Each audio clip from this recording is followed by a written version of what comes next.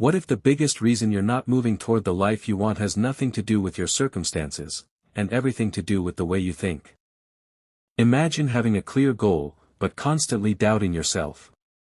You start something, lose focus, get distracted, and eventually convince yourself that it was never possible anyway. Now imagine changing that pattern. That is where Think and Grow Rich by Napoleon Hill begins. In this short book summary, we're going to break down the ideas behind desire, definite goals, belief, persistence, disciplined action, and the mindset needed to keep moving when results are slow. But there's something important: this book isn't a magic formula that promises money simply because you think positively. The real question is whether your thinking can influence your decisions, actions, consistency, and response to setbacks. So in the next few minutes, we'll uncover the core principles of the book, understand what they actually mean in real life, and separate useful lessons from ideas that should not be taken literally. Because by the end, you may look at one thing differently. Your goal isn't achieved when you simply think about it, it starts becoming real when your thinking changes the actions you take. Now let's get to the core idea behind Think and Grow Rich. At first, the title can sound like a promise: think about money, and money will appear. But that is not the most useful way to understand the book. Its practical message is about connecting a clear purpose with belief, knowledge, planning, action, and persistence. And everything begins with one question. What do you actually want? Not what other people expect. Not a vague wish like, I want to be successful. A goal becomes more useful when it becomes definite. Imagine one person saying, I want to make more money someday, while another says, I have a specific goal, I know why it matters, and I know my next steps. Those statements create very different levels of direction. A vague desire can disappear when life gets difficult. A clear purpose gives you something to return to. That leads to the first major principle: desire. Desire here should not mean simply wanting something badly. It means turning a wish into a serious objective. Ask yourself, what exactly am I trying to achieve? Why does it matter? What am I willing to learn and do responsibly to move toward it? The clearer the destination, the easier it becomes to recognize which actions actually belong on the journey. But then comes the problem almost everyone faces. You can have a goal and still doubt yourself. That is why Hill emphasizes belief. Belief does not mean pretending success is guaranteed. It means developing enough confidence in a worthwhile goal that you continue taking constructive action before you have proof that everything will work. Think about learning a new skill. At first, you may be bad at it. If every mistake becomes proof that you cannot succeed, you stop. But if mistakes become information, you keep learning. So the useful lesson is not, believe hard enough and reality will obey you. It is, believe enough in a meaningful goal to keep working toward it intelligently. The book also discusses autosuggestion, the idea that repeatedly focusing your thoughts on a goal can influence your attention, expectations, and behavior. But repeating positive words does not magically create results. The useful approach is to keep your goal mentally present while connecting that thinking to real action. And that brings us to another important principle. Specialized knowledge. You do not need to know everything. You need the knowledge relevant to the problem you are trying to solve, and the ability to find reliable people and resources that fill your gaps. If you want to start a business, you don't need to master every field overnight. Identify what you don't know, learn the essentials, seek qualified help, and improve over time. Then comes imagination. Every useful product, business, project, or solution begins with an idea. But having an idea is only the beginning. The important question is, can the idea become useful in the real world? Maybe you notice a problem people repeatedly face. Maybe you discover a simpler process. Maybe you combine existing ideas in a new way. The opportunity is not simply having an idea. It is turning the idea into something practical. And that requires planning. A goal without a plan can remain a dream.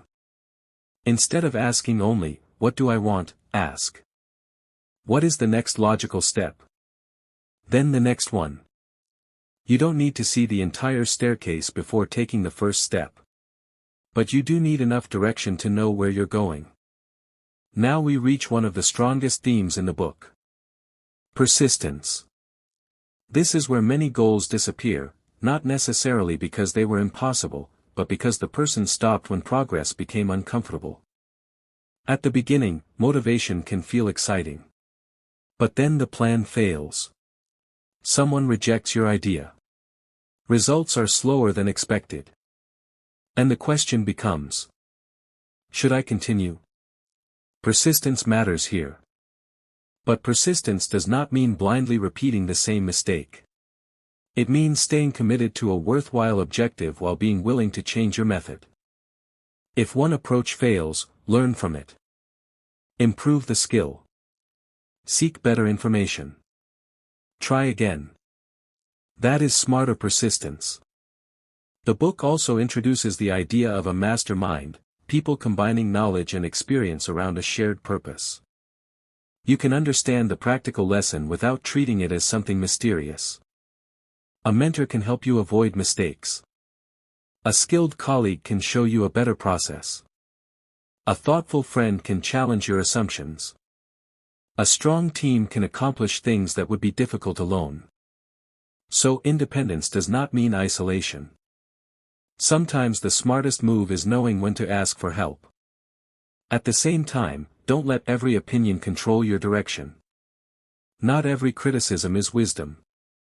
Not every compliment is truth. Listen. Evaluate. Learn. Then decide. Now let's put the ideas together. Suppose you want to build a skill that could eventually create a career opportunity. Start with desire, define exactly what you want. Then belief, remind yourself why the goal matters and commit to learning, without pretending success is guaranteed. Then gain specialized knowledge, study what the skill actually requires. Use imagination, find ways to apply that knowledge to real problems. Create a plan, break the large goal into smaller actions. Then practice persistence. When something fails, don't immediately conclude that the entire goal is impossible. Ask, what did this setback teach me? That question can change the meaning of failure. But there is an important point we should not miss. The title can make it sound as if financial wealth is the only measure of success. It isn't. A person can achieve financial goals while neglecting character, relationships, responsibility, health, or inner peace. So the healthiest way to use these ideas is to treat financial success as one possible goal, not as the definition of human worth. The way you pursue success matters too. A meaningful achievement should not require abandoning your principles. And rich can mean more than money.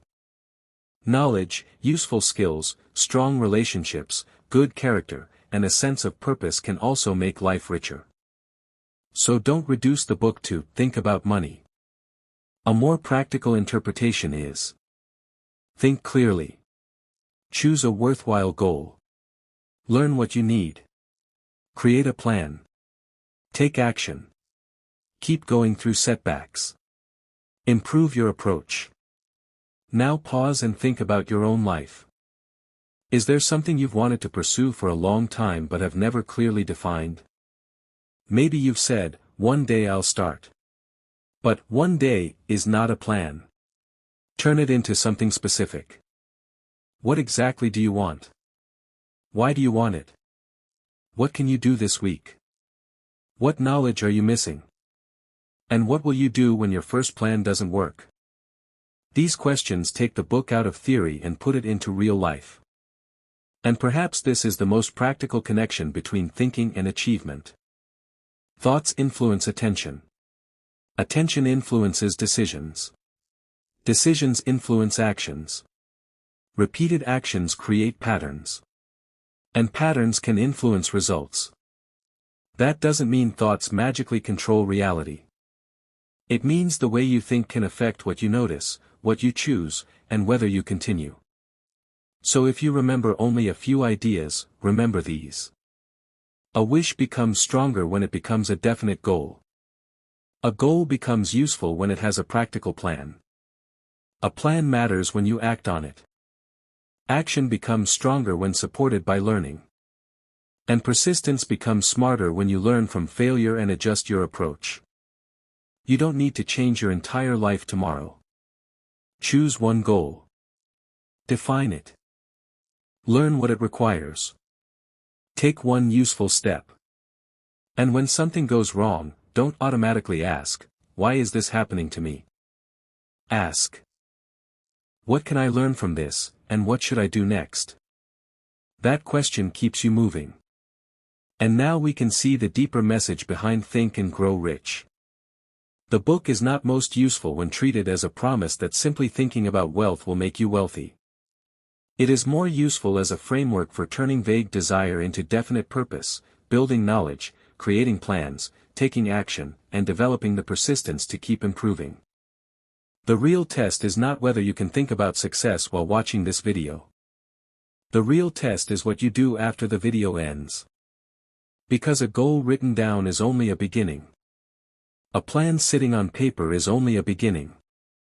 Knowledge that is never applied remains unused. And motivation that never becomes action eventually disappears. So take one idea from this summary and put it into practice. Not someday. Start with the next responsible step you can actually take. Because your future is not created by one giant moment. It is shaped by the choices you repeatedly make.